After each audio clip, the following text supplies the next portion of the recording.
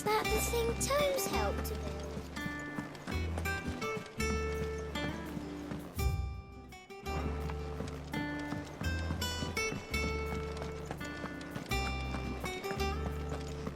He cracked the crystal too? You're joking.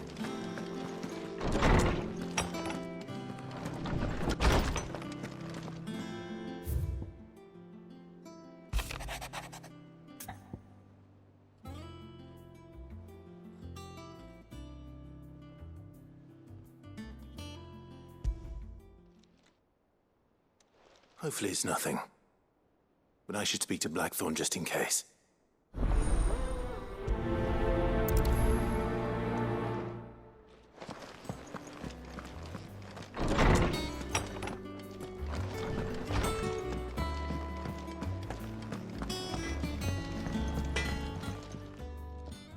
Blackthorn, do you have a moment? Not really, no. This won't take long. I just wanted to ask how you're getting on. August was worried about you, that you might still be doubting your craft, even after learning the trick of that cuirass. Is there something else weighing on your mind? Perhaps sharing your thoughts might help. That bastard's like a dog with a bone. Still, he's got a keen eye, I'll give him that. He's just, well, Karen showed me something. Something I've never seen before. And that was? A sword. An odd-looking thing with a single-edged blade. The metal itself wasn't anything to write home about, but fuck me. The edge on it.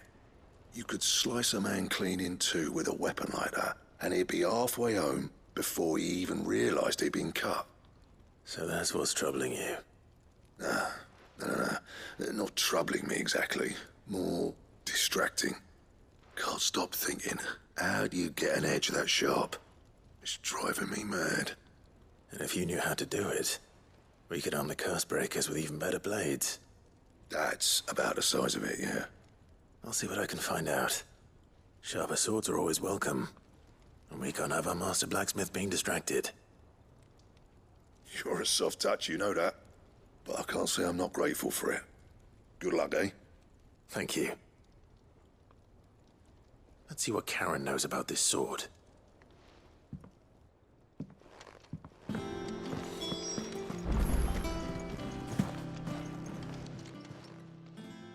You're looking well, Karen. What do you want? Out with it. I want to know about the sword you showed Blackthorn. Single-edged and extremely sharp. Running around after him again, are you? I suppose I am, yes. But I need to help him find out how to work an edge like that. It's driving him to distraction. Little wonder, I suppose. There's not many like that make it as far as the twins, and those that do go straight into private collections. Which made it nice and easy finding a buyer. Can you tell me who bought it? Where is it now? You think I tell people who my clients are? Suppose you're not likely to go nicking him off me, are you now? Fine. If you stop mooning at me like that. Lord Ignac's the man you want. Dalmekian bloke. Collects weapons and the like. And he's got more money than sense, which is why he's one of my favourite clients. Reckon he'll still be at the inn in Dalamil, where I left him. Thank you, Karen. Oh, and he's a touch eccentric, if you take my meaning. I appreciate the warning.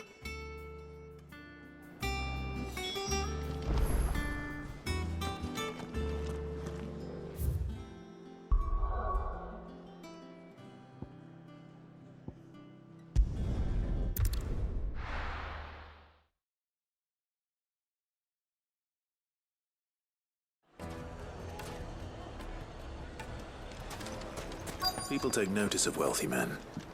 Shouldn't be too hard to track down Karen's collector. On. The whole mother crystal.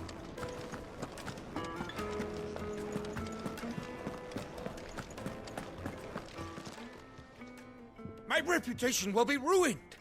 Ruined! Calm yourself, Lord Ignac, I beg of you, before you do yourself a mischief. Pardon the intrusion, but... Out! Get out! I paid for these rooms so I wouldn't be disturbed. Leave me be! Please, allow me to apologize. His lordship is going through a difficult time, and he's never been fond of guests arriving unannounced. Radim! Get rid of the filthy oaf this instant! Very good, Lord Ignac. Would you mind stepping outside for a moment?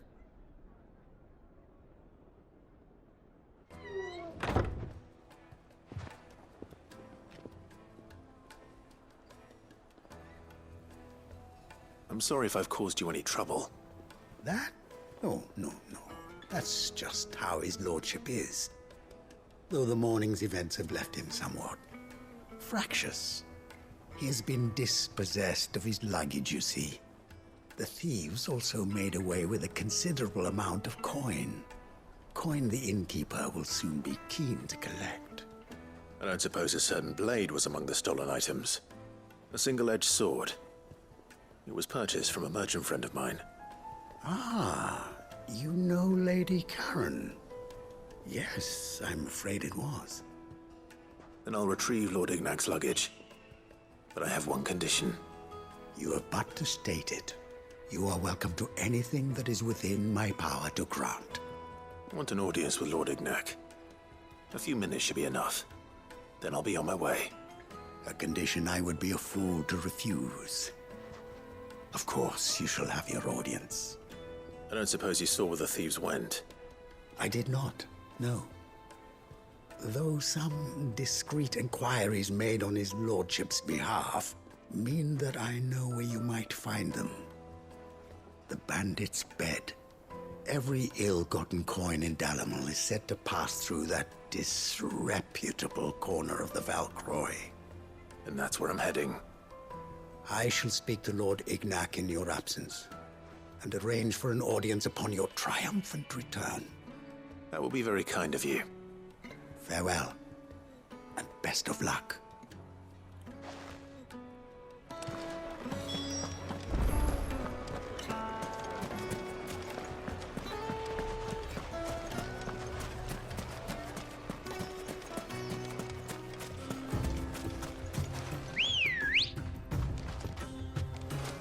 Come on. Faster!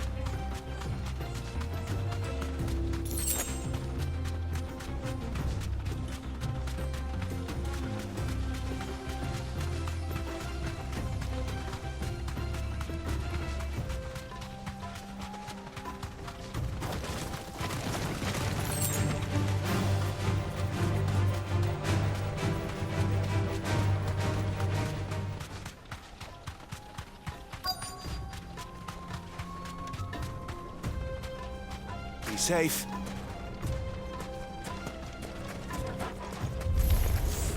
We've got company! Come on, lads, let's tear the bastard's head off!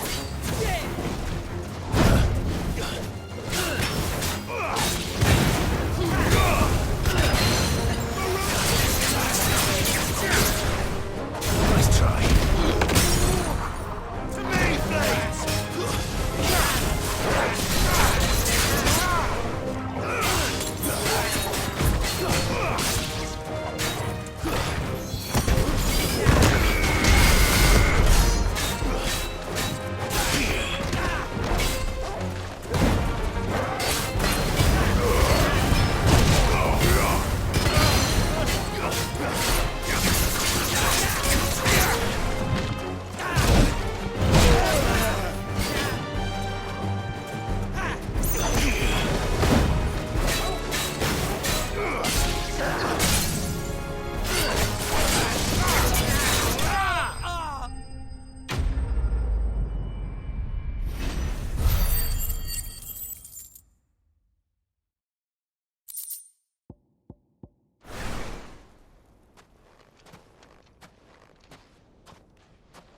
This must be Ignac's luggage.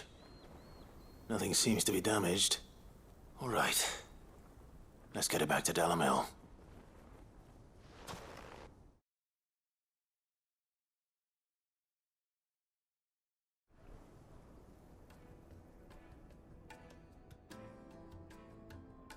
I hear I have you to thank for the return of my effects. What shall I call you, my good man? Wyvern. Glad to make your acquaintance. A formidable name indeed. Well, Wyvern, I appear to be in your debt. Redeem here tells me you wished for an audience. Is that all? A few moments of your time should suffice, yes. You're a peculiar fellow, Wyvern. All right, speak. Master Wyvern was wondering if you could tell him about a certain single-edged sword you recently acquired. Oh, a true work of art, that one. Karen drove me hard on the price, but I would have sold her Radim here to get my hands on that sword. It was made in the Outer Isles, far beyond the Twins, and is used exclusively by the practitioners of a unique school of swordsmanship. They believe no combat should ever exceed a single strike, and hone their blades to such perfection that none ever does. Each sword is made for that one perfect stroke, and for that stroke only. They crack upon a second blow. There's a brutal sort of beauty to it, really. But how do they hone such an edge? Fine question. Why, they use a whetstone, of course. Whetstones, rather. A whole array of them, ranging from the coarse to the fine. 10,000 licks with the sharpening stone, then 10,000 more. But it is the final stone which lends the blade its legendary sharpness. A mineral quite foreign to this great realm of ours. And that is the key. The secret ingredient. Wyvern, it occurs to me that my little lecture is hardly equal to services rendered. Take this, together with my regards. The very stone of which I spoke, far rarer among collectors than even the blade itself, and a far more fitting payment. Thank you. Pardon the intrusion, my lordship. However, it is long past time we prepared ourselves to depart. So it is. I am locked in bitter competition with a rival collector of curiosities. I am one step ahead of the unscrupulous scoundrel, but he is hard at my heels. Are there many other collectors out there? Too many to count, but only one do I consider my nemesis. Lord Byron Rosfield, and is a perennial thorn in my side. I can imagine. Farewell, Wyvern. May our paths cross again. Radim, we mustn't dawdle.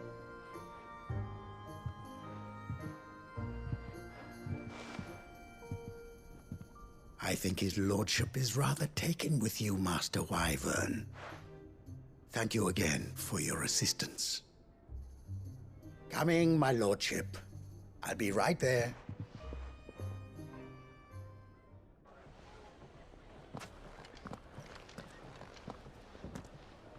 Trust Uncle Byron to find such an interesting rival. Now, let's see what Blackthorn makes of this whetstone, shall we?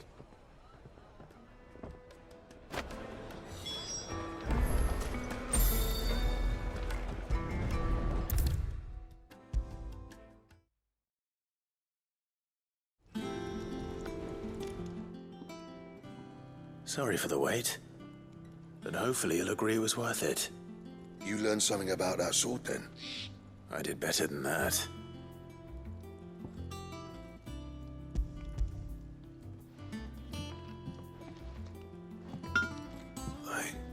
A whetstone?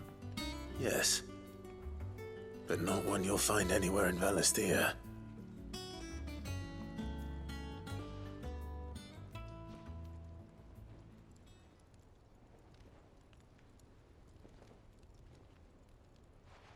No wonder I couldn't get the same finish on the grinding wheel.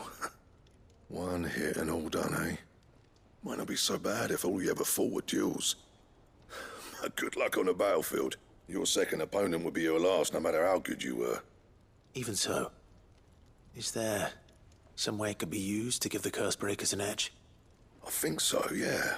With this whetstone and the right kind of steel, I could probably even make a twin of the blade that rattled me. But there'd be no replacing this little rock once I worn it down to a sliver. I reckon we get a dozen swords from it, if that. Swords that the curse breakers wouldn't know how to wield properly, and that would see them through a single fire piece. Nah, no point trying to copy that thing. Be about as much use as a wax anvil. But finishing our blades with a whetstone this fine, now that's something to consider. And what's finer than fallen masonry, eh? Or more hard-wearing, for that matter. Just imagine it.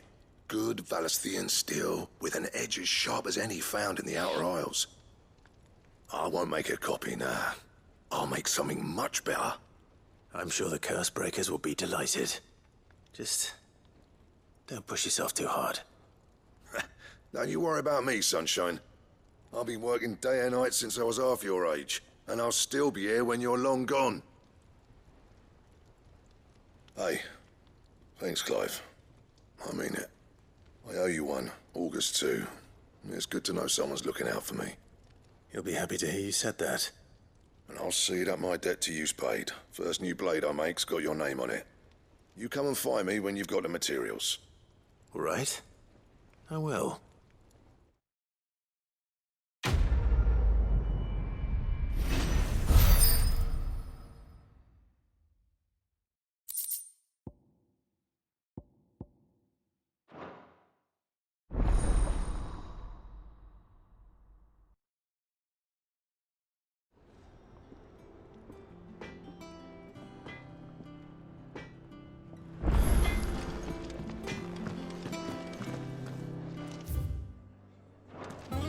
Crack the crystal too? You joking?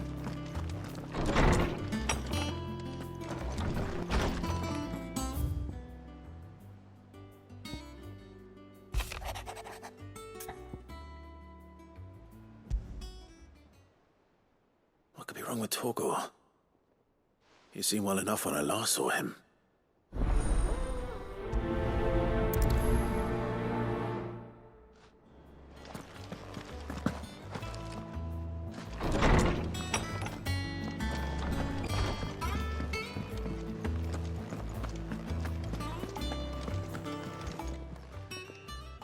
I got your note. You think something's wrong with Torgor? So you can read. Congratulations. But I didn't say I were wrong with him. I said something weren't right. He's not been eating me treats. He used to love cracking the bones from Molly's boiled brown, but now he won't so much as look at them. Didn't like him. Which is why I'm of a mind that his mind's on something else. You've not been working him too hard, have you? No harder than usual. Is that it, boy? Do you need a rest? What was it you said he was? A frost wolf? That's what the lawsman seems to think. Then maybe this all has something to do with whatever it is that's woken inside him. I suppose things have been different since Rosalith. Perhaps Hippocrates knows something. Instead of everything, you mean? Perhaps.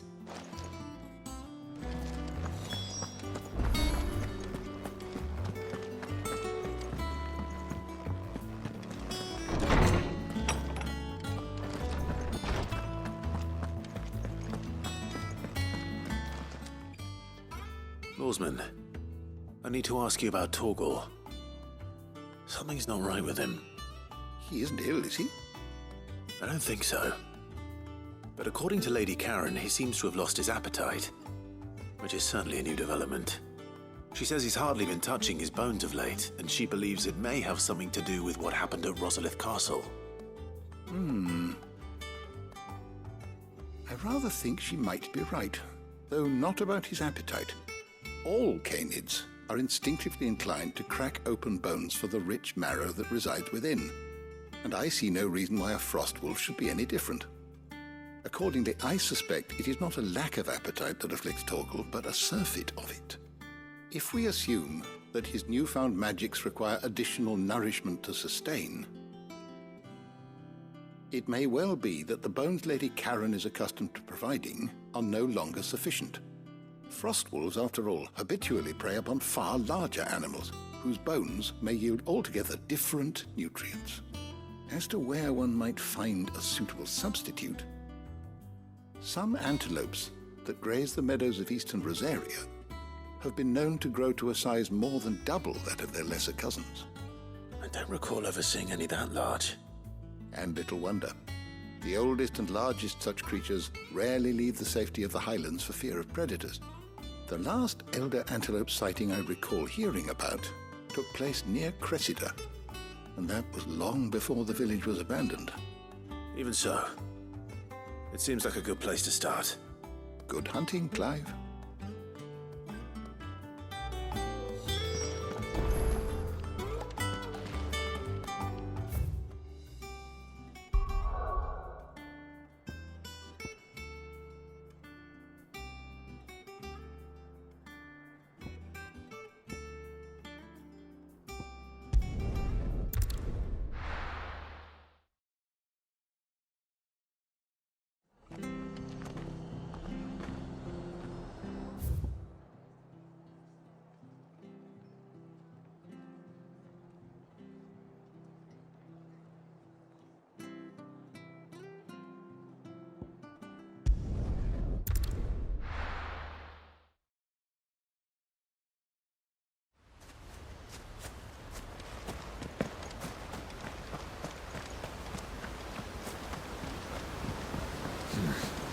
Not here.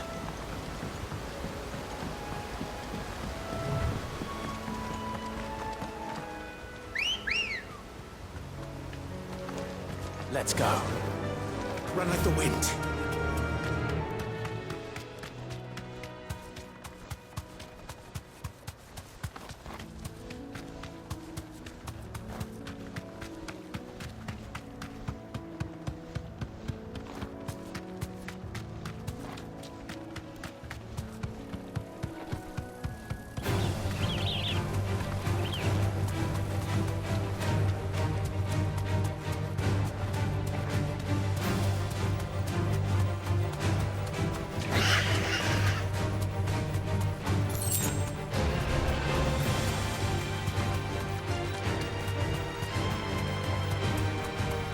Certainly quiet. If I were a giant antelope, it seemed like just the place.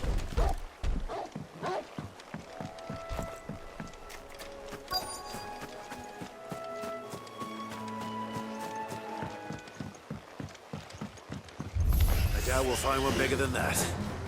You hungry, Torgal?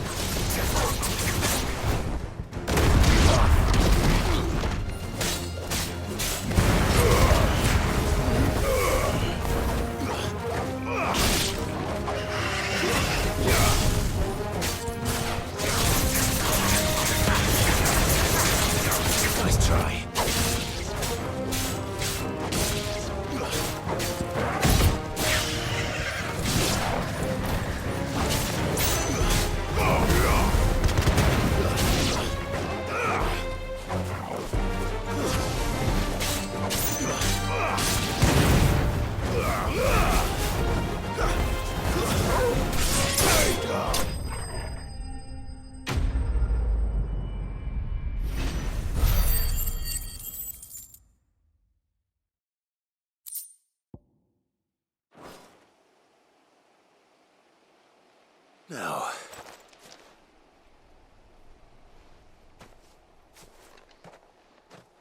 will it be enough, I wonder?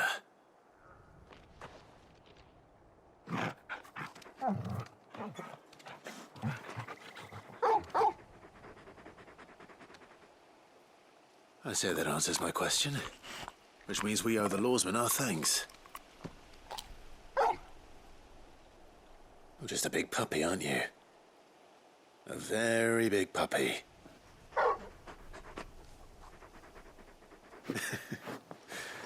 You do know you can take that with you, Torgal. Lady Karen will be relieved to hear you've got your appetite back. Come on, boy.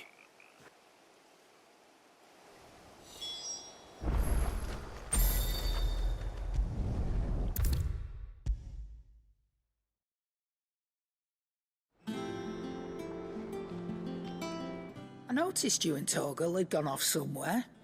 Take him for a walk, did you? You could say that.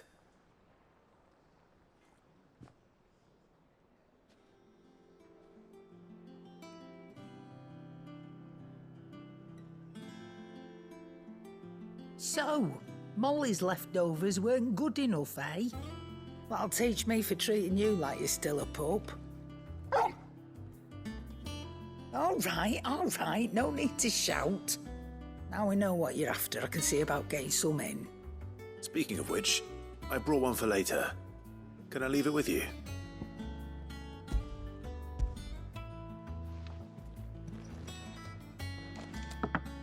You can, aye. I'm nice like that. In return, you can thank Tomes for me. The bloody know-it-all. I was just on my way to see him.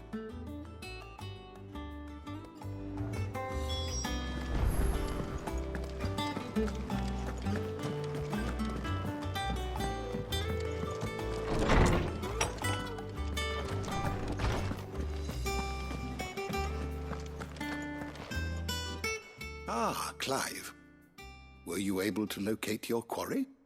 We were indeed, Lawsman. You pointed us in exactly the right direction. And Torgal's been a very happy hound ever since. Very good, very good. Lady Karen sends her thanks, by the way, for your part in solving the mystery. Ah. But that reminds me.